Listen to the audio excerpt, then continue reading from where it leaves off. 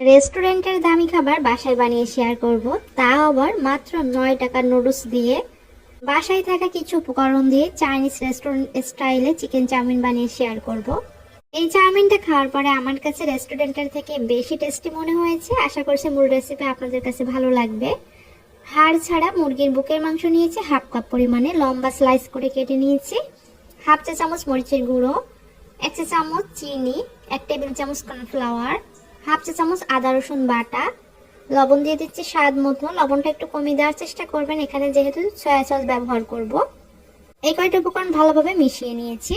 এখানে আমি 1 টেবিল চামচ টমেটো সস নিয়ে নিচ্ছি, 1 টেবিল চামচ সয়া সস, 1 টেবিল চামচ ওয়েস্টার সস, এই 3টা সস এবং সাথে হাফ চা চামচ গোলমরিচের গুঁড়ো দিয়ে দিচ্ছি। দিয়ে ভালোভাবে মিশিয়ে এক সাইডে রেখে দিব।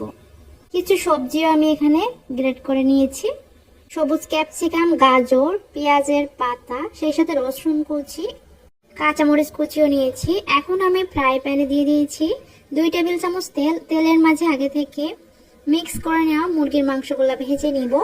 অবশ্যই চুলার আঁচটা হাই রেখে ভেজে নিতে হবে। ভাজার পরে মাংসের কালারগুলো পরিবর্তন হয়ে গেছে, এখন নামিয়ে নিব। একই পাত্রে আমি আরো 2 টেবিল চামচ তেল দিয়ে দিচ্ছি। তেলের পরিবর্তে বাটার দেওয়া যাবে।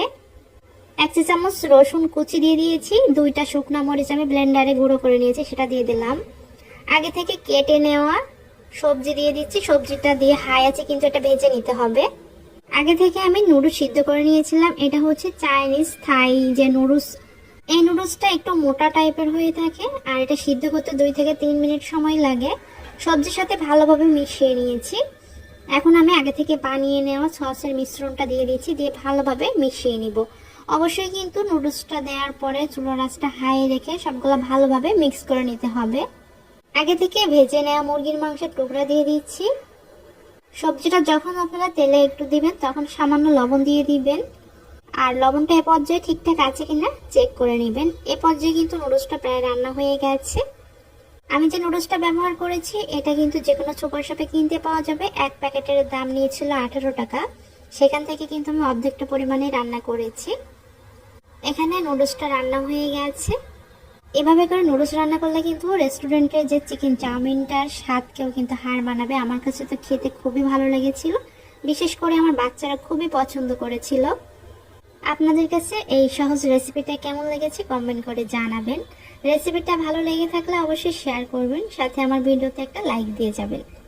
এখন আমি চাউমিনটা নামিয়ে নিচ্ছি।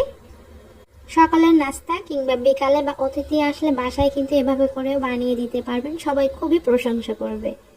চাইলে এখানে আরো পছন্দ মতো সবজি কিন্তু অ্যাড করে নিতে পারবেন, যে সবজিগুলো খুব সহজেই সিদ্ধ হয়ে যায় সেইগুলা। চাউমিনটার কালার দেখে বুঝতে পারছেন কতটা ইয়ামি হয়েছিল। আজকের মতো এখানে বিদায় নিচ্ছি। সবাই ভালো থাকবেন। নতুন কোনো রেসিপি নিয়ে আবারও চলে আসবেন।